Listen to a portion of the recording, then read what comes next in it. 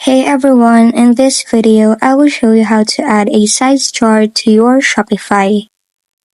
First, go to your online store, then select Pages.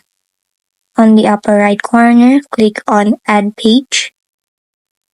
Then for the title, name it as Size Chart. For the content, click on the three dots, then insert the table. After that, click again on the three dots, then insert row and column based on your size chart. When you now have all the rows and columns needed, you can now add the content of your size chart. Then arrange them based on your preference. After that, click on the image icon on the upper part. Then add the image of your size chart. Now click on Done. And as you can see, you now have your size chart page.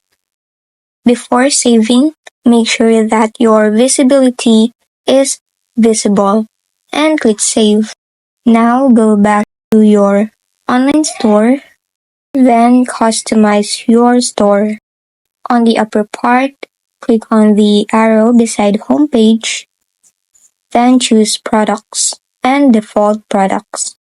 Now on the left toolbar, under Product Information, click on Add Block, then select Collapsible Row.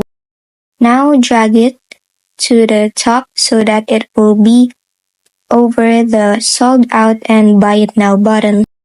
Now, on the right toolbar, for the icon, you can choose a ruler to indicate a size chart. Then for row content, select the page that you created earlier, which is the size chart. Now click on Save.